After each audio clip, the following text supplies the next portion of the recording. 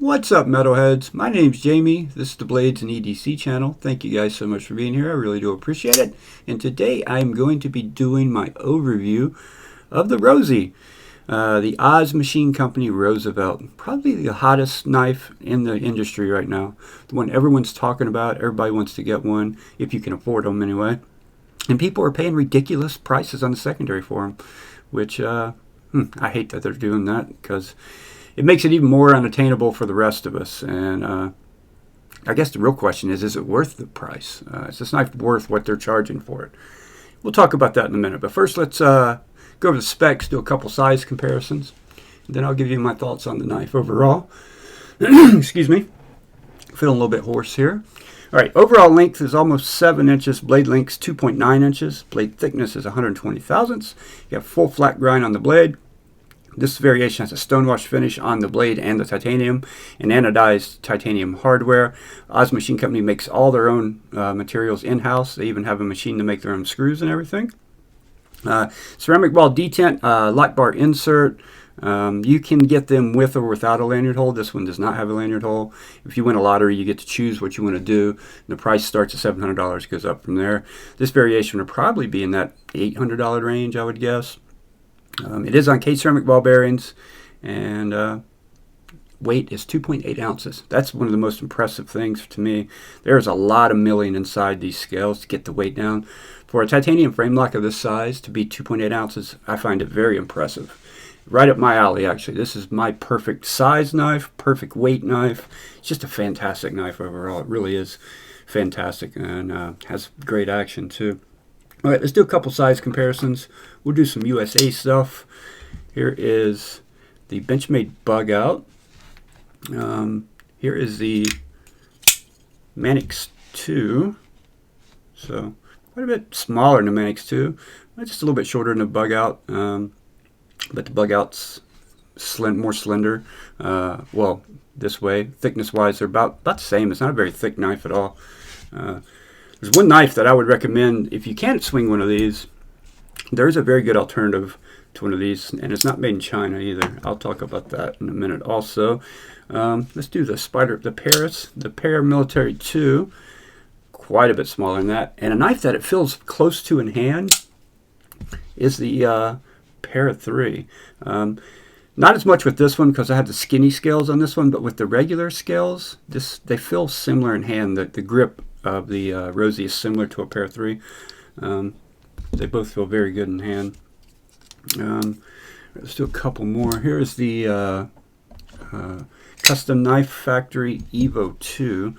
I was actually asked if I could do a comparison between these two knives, and there's really no comparison, man. This thing's a tank and heavy and hollow grind, and they're not even remotely close to the same. They're not even the same ballpark of each other than the price. If you want a big, thick, heavy knife with a really thick blade stock, just an overbuilt tank of a knife, you're going to like the Evo 2.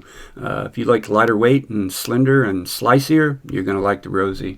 But other than price, there's really nothing to compare between these two knives. I don't think I told you, this is Magna Cut at a 63 to 64 HRC, which is fantastic, by the way. All right, let's do a couple non-made in USA knives. Here's the Urban EDC F5.5, very similar in size to that, although much thinner than the F5.5. But again, this is one that feels very similar in hand to the Rosie, other than it's thicker, which makes this feel a little better in hand. But this is great in hand also.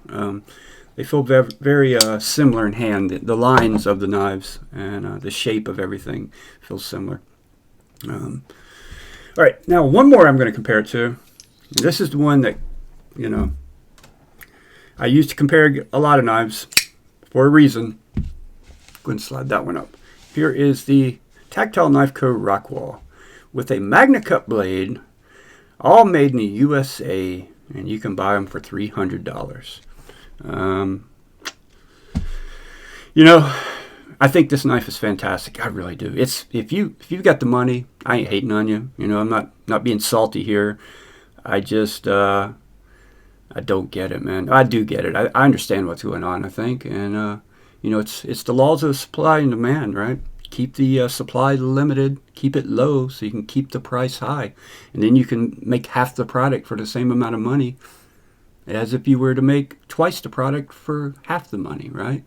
That's what I think is going on here. I don't know that, but I don't see anything else that makes sense. You got a knife that's so popular and so hot, everybody wants it, but you're limiting your production greatly. And, if Tactile can pump these out and this is a fantastic knife. Obviously, they're two very different knives done very differently.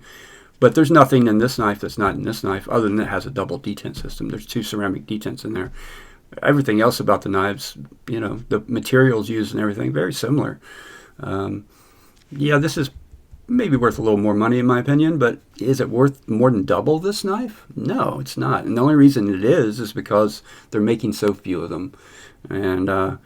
And that goes back to buying them on the secondary. People are paying, it's come down a little bit, but, a year ago, people were paying double retail for these. These knives are selling for $1,500 to $2,000 on the secondary, on Reddit and places like that, which is insane. They're still selling, over $1,000 or more for a $700 knife, $800 knife.